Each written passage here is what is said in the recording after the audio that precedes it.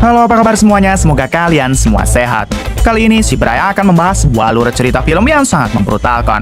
Film ini bercerita tentang seorang satpam yang harus berurusan dengan bos mafia serta pembunuh bayaran yang selalu mengincarnya. Oke, tidak usah berlama-lama, bagaimana alur ceritanya? Mari kita saksikan sampai selesai.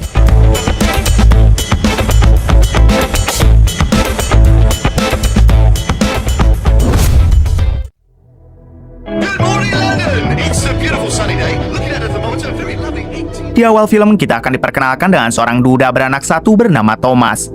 Ia merupakan orang asli Amerika yang sekarang tinggal di negara Inggris.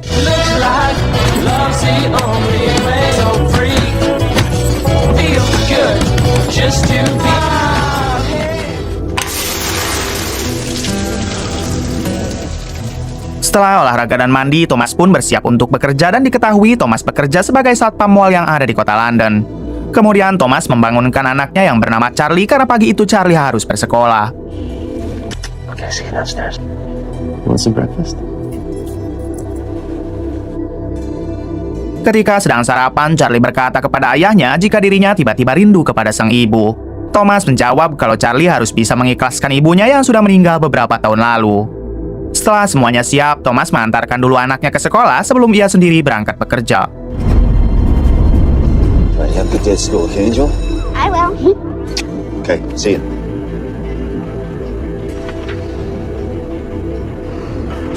Singkat cerita, semua rutinitas di hari itu selesai dan terlihat Thomas yang menemani dulu anaknya sebelum tidur. Setelah itu, Thomas pergi ke dapur untuk mengambil minuman, dan di sana ia memandangi foto istrinya yang tertempel di pintu lemari es. Selang beberapa saat, dari luar jendela ada lampu yang menyorot ke dalam hingga Thomas bergegas untuk mengecek. Namun ketika ia membuka pintu, tiba-tiba ada segerombolan pria bertopeng yang langsung menyerang Thomas.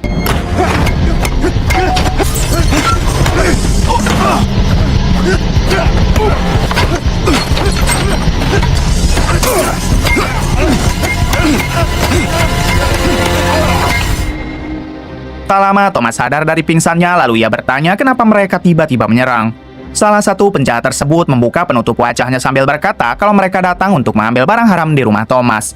Thomas yang memang tidak tahu apa-apa, ia pun bersumpah jika dirinya tidak pernah menyimpan atau mencuri barang haram apapun. Para penjahat yang tidak mau percaya begitu saja sempat mengancam akan menghabisi putrinya. Hingga Thomas meminta mereka untuk mengecek tagihan listrik di rumah Thomas yang tertera alamat lengkap dari rumah Thomas. Kemudian saat dibaca, ternyata mereka telah salah alamat. Namun walaupun begitu, ketua dari mereka sudah membuka penutup wajahnya hingga ia yakin kalau Thomas dilepaskan, maka Thomas pasti akan melaporkan kejadian ini kepada polisi. Dengan sangat terpaksa, mereka tetap akan menghabisi Thomas, tapi inilah yang terjadi.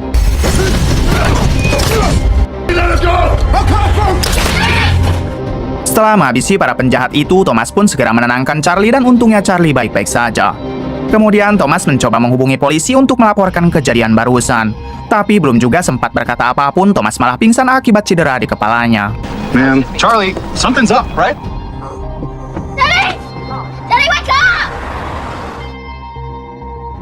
Keesokan harinya saat Thomas tersadar, ia sudah berada di rumah sakit namun dalam keadaan diborgol. Lalu Thomas dihampiri oleh seorang detektif bernama Quinn. Lantas Thomas bertanya kenapa tangannya sampai diborgol dan apa salahnya.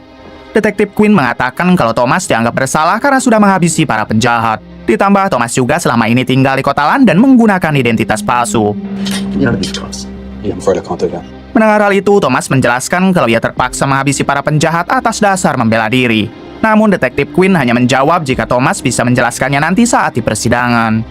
Selanjutnya, Thomas bertanya mengenai di mana putrinya dan detektif Quinn memberitahu kalau putri Thomas sekarang berada di panti sosial.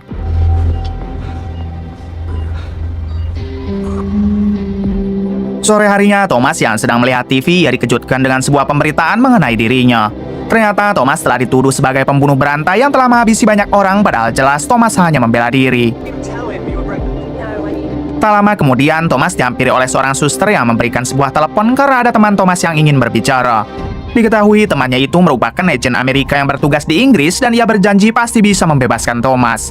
Lalu temannya itu berkata kalau ia akan sampai di London dalam 5 jam dan ia akan langsung memberitahu identitas asli Thomas kepada para polisi. Siapa sebenarnya Thomas dan kenapa ia tinggal di Inggris menggunakan identitas palsu, kita akan tahu nanti. Jesus Christ, Ray. I've just landed. On the way to get my rental. Setelah itu, Thomas meminjam pulpen kepada suster untuk mencatat nomor telepon si teman. Ternyata Thomas sengaja menjatuhkan pulpen tersebut supaya ia bisa mengambil klip pencapit kertas yang ada di papan. Adegan berpindah ke Amerika dan kita akan diperkenalkan dengan seorang bos mafia penjual senjata ilegal bernama Cooper. Saat itu, Cooper didatangi oleh dua orang kliennya yang ingin komplain kepada Cooper atas senjata yang telah mereka beli. Menurut mereka, senjatanya jelek karena dibuat di negara Cina dan mereka ingin uangnya dikembalikan. Cooper mencoba mengecek senjata tersebut hingga Cooper mengetesnya secara langsung dan menembak mereka berdua. Setelah itu, Cooper mengatakan kalau senjatanya bagus walaupun diproduksi di negara Cina.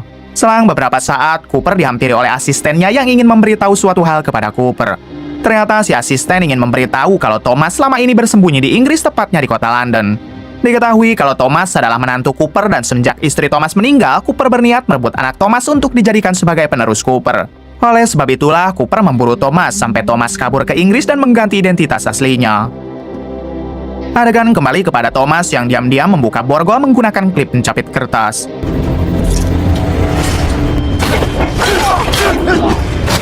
Setelah melumpuhkan satu polisi penjaga, Thomas mengganti baju lalu bergegas kabur dari rumah sakit tersebut. Namun tak lama, Thomas harus berhadapan lagi dengan dua polisi penjaga lainnya dan inilah aksi Thomas.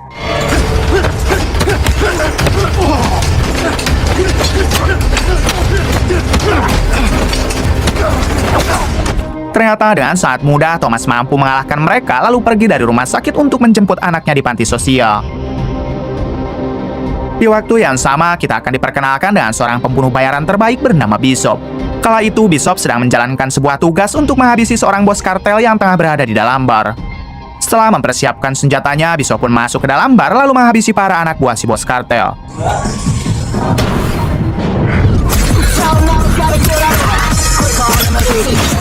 Selanjutnya, Bishop naik ke lantai atas untuk mencari si bos kartel hingga ia berhasil menemukannya, lalu inilah yang terjadi. Ketika Bishop akan pergi dari sana, tiba-tiba ia dihubungi oleh seseorang yang ternyata itu adalah Cooper. Di sini, Cooper menugaskan Bishop untuk memburu Thomas serta menculik Charlie anaknya. Cooper yakin Bishop pasti bisa menjalankan tugas tersebut mengingat Bishop adalah pembunuh bayaran terbaik di daratan Eropa. Namun walaupun begitu, Cooper meminta Bishop agar selalu waspada karena Thomas juga bukan orang biasa melainkan mantan agen federal. And it's double my usual rate. Singkat cerita, Bishop yang kebetulan ada di kota London, dia pun segera mencari keberadaan Thomas dan anaknya menggunakan mobil berteknologi canggih.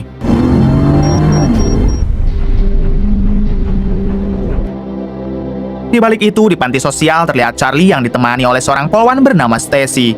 Di sini Charlie bertanya di mana ayahnya dan apakah sang ayah baik-baik saja.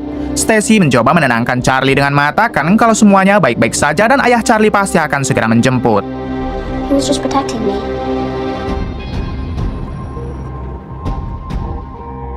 Tak lama setelah itu, Agent Quinn datang menemui Stacy lalu menyuruhnya untuk membawa pergi Charlie sekarang juga. We need to go now.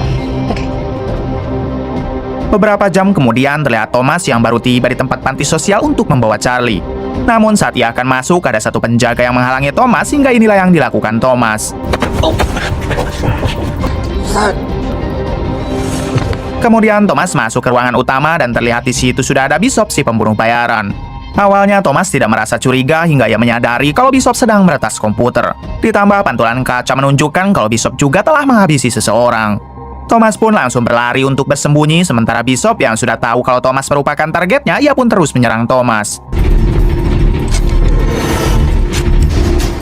Di suatu kesempatan, Bishop kehilangan jejak Thomas karena ternyata Thomas sudah kembali ke ruangan tadi lalu mencari data mengenai di mana anaknya sekarang.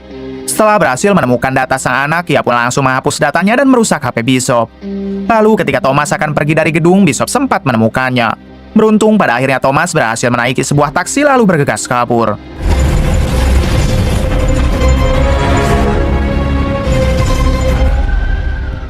Singkat cerita, Bishop mencoba mengejar Thomas lalu menghubungi supir taksi tadi dengan menggunakan mobil canggihnya. Saat terhubung, Bishop mengatakan kepada si supir taksi kalau penumpang yang dibawanya adalah orang jahat yang sangat brutal. Di sini, Bishop mengaku jika dirinya merupakan polisi yang hendak menangkap penumpang tersebut. Untuk itu, Bishop meminta si supir taksi agar berhenti di pom bensin yang ada di depan sementara ia akan menyusul. I need some petrol. So there's a station up ahead. Setibanya di pom bensin, si supir pura-pura ingin membeli kopi Golda sedangkan Thomas diminta untuk menunggu sebentar. Selang beberapa detik, akhirnya Bishop datang dan langsung mencari Thomas. Tapi ternyata Thomas sudah tidak berada di sana. Dan cepat Bishop mengecek CCTV yang ada di toko dan rupanya Thomas menaiki sebuah truk kuning yang tadi sedang melintas.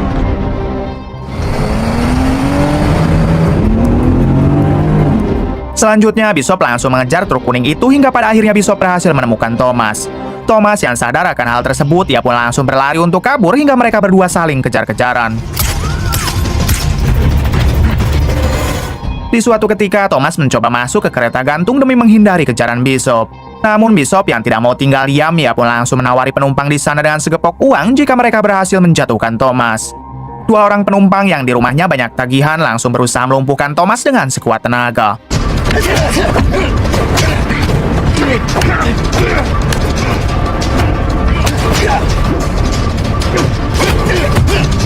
Akan tetapi mereka berdua tidak mampu melawan Thomas hingga pada akhirnya merekalah yang malah tumbang.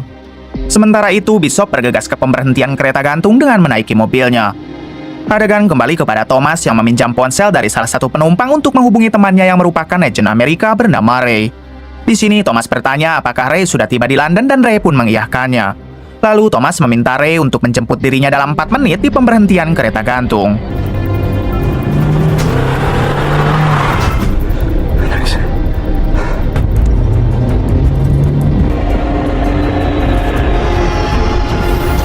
Tak lama Thomas akhirnya sampai di pemberhentian, namun di sana sudah ada Bishop yang langsung menyerang Thomas. Beruntung sesaat setelahnya Ray datang hingga Thomas langsung menaiki mobil Ray lalu bergegas kabur. Di tengah perjalanan terlihat Thomas yang tadi sempat terkena tembakan oleh Bishop si pembunuh bayaran. Lalu Ray bertanya siapakah pembunuh bayaran tersebut dan kenapa dia mengincar Thomas. Thomas menjawab kalau pembunuh bayaran itu pasti suruhan dari Cooper si bos mafia yang ingin merebut anaknya. Impressive, Cooper. Your daughter's safety is my only priority. Bersamaan dengan itu, mereka dihubungi oleh ketua agen Amerika yang ingin memberitahu kalau Thomas sekarang sudah terbebas dari semua tuntutan pembunuhan kemarin. Artinya, Thomas kini bukan lagi seorang buronan sehingga pihak berwajib tidak akan menangkap Thomas. Kemudian, Ray yang sadar luka tembak di perut Thomas cukup parah, ia pun memutuskan untuk membawa Thomas ke apartemen terlebih dahulu.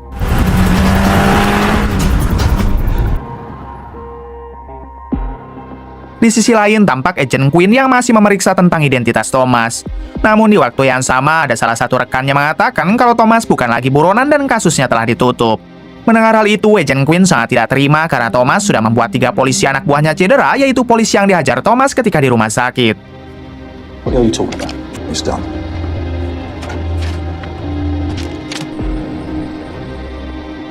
Sepuluh menit kemudian memperlihatkan Bishop yang berada di luar kantor polisi. Ternyata Bishop berencana untuk menyogok agen Quinn supaya dia mau memberitahu di mana keberadaan anaknya Thomas. Adegan kembali kepada Thomas dan Ray yang kini sudah berada di apartemen. Lalu atasan Ray atau si ketua agen Amerika menghubungi untuk memberitahu tentang siapa Bishop. Rupanya Bishop adalah mantan anggota MI6 yang sekarang menjadi pembunuh bayaran paling berbahaya di daratan Eropa. Untuk itu dia meminta Thomas dan Ray agar selalu berhati-hati. Sementara alasan agen Amerika akan melindungi Thomas dan anaknya karena mereka ingin menangkap Cooper, yaitu orang yang mempekerjakan Bishop. Diketahui Cooper adalah bos mafia pengedar senjata terbesar di Amerika yang sudah lama diburu. Di balik itu, Bishop kini mencari keberadaan Ray dan Thomas melalui mobil canggihnya. Hingga tak lama Bishop menemukan lokasi mereka melalui GPS mobil Ray yang berhasil terlacak.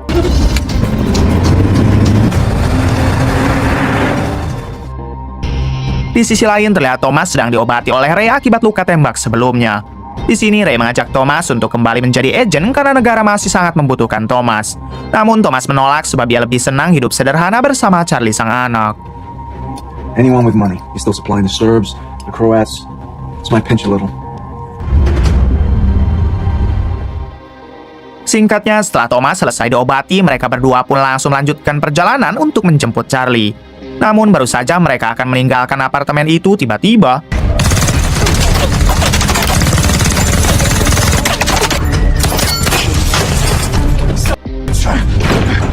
kemudian mereka mengambil persenjataan lalu bersiap dengan kedatangan Bishop di balik pintu. Tapi tak disangka Bishop malah meledakkan dinding yang membuat Ray dan Thomas harus terpental.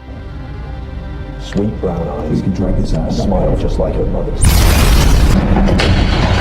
Selanjutnya, Bishop menyerang mereka berdua sampai terjadilah adu tembak.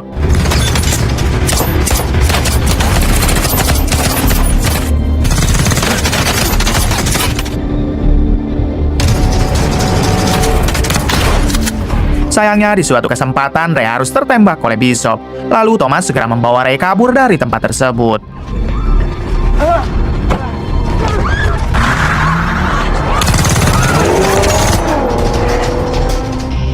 Di tengah perjalanan, Thomas meminta Ray untuk bertahan, tapi sayang Ray yang kehabisan darah harus koit di tempat. Hello, Ray. Ray!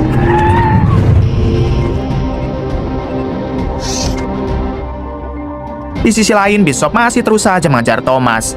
Sampai di suatu ketika, Bishop menemukan mobil Thomas lalu ia mengeceknya ke dalam. Ternyata di dalam mobil itu hanya ada Ray yang sudah meningsoi sementara Thomas entah ada di mana. Lalu ketika Bishop kembali masuk ke dalam mobilnya, rupanya di belakang sudah ada Thomas yang langsung menodongkan senjata. Thomas meminta Bishop untuk menjalankan mobilnya menuju sebuah dermaga yang ada di sebelah timur.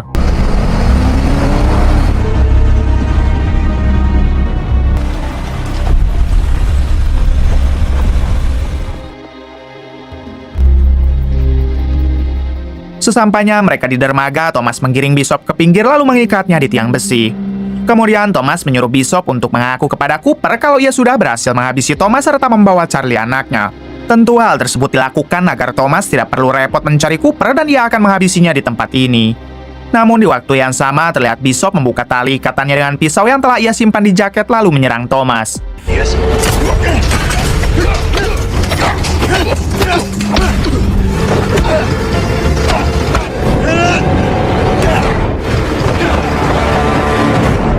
Di tengah perkelahian, Bishop mengatakan kalau Cooper sudah mengetahui keberadaan anak Thomas dari Agent Quinn. Mendengar hal itu, Thomas langsung panik lalu perkelahian mereka pun kembali berlanjut.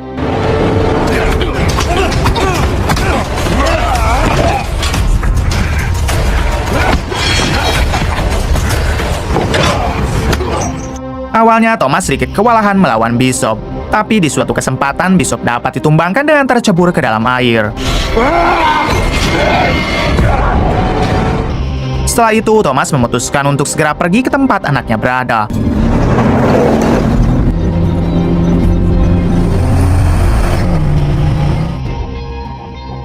Adegan berpindah kepada Cooper dan para anak buahnya yang ternyata sudah berada di tempat Charlie.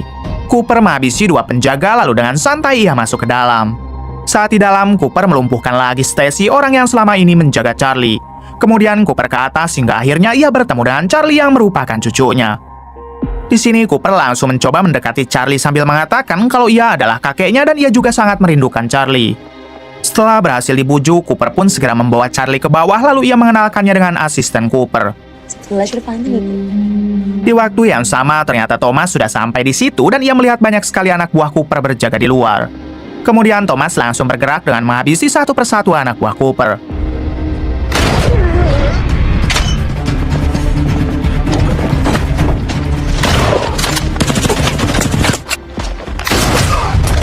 Mendengar suara tembakan, Cooper pun kembali mengajak Charlie ke kamar sampai keributan di luar selesai. Kembali kepada Thomas yang kini masih berbaku tembak dengan anak buah Cooper. Namun di suatu ketika ia dikejutkan dengan kehadiran Bishop hingga terjadilah baku hantam di antara mereka.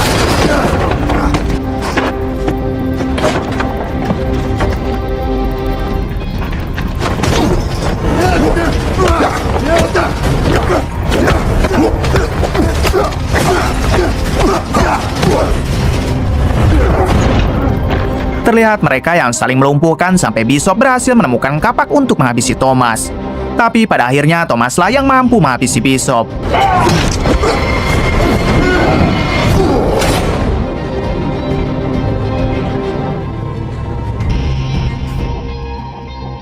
Setelah itu, Thomas bergegas masuk ke dalam rumah melalui jalan dapur, hingga Thomas akhirnya bertemu dengan Charlie dan juga Cooper. Di sini, Cooper meminta Thomas untuk membuang senjatanya karena ia ingin bicara baik-baik. Thomas yang melihat Charlie ketakutan, ia pun akhirnya mau mengalah dan membuang senjata yang ia bawa. Namun setelah itu, Cooper langsung menodongkan pistolnya karena dari dulu ia sangat ingin menghabisi Thomas dengan tangannya sendiri. Ketika Thomas akan dihabisi dengan sigap, Thomas melempar pisau lalu menembak asisten Cooper.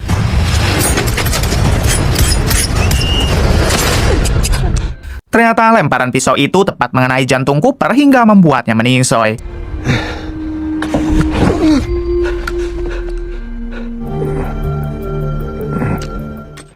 Kemudian Thomas memeluk Charlie dan ia berjanji akan mencari ibu baru untuknya yang pasti akan cantik tanpa perlu skincarean. Tamat. Bagaimana menurut kalian? Kisah yang dapat kita ambil dari film ini salah satunya adalah akurlah dengan mertuamu agar kalian tidak seperti Thomas.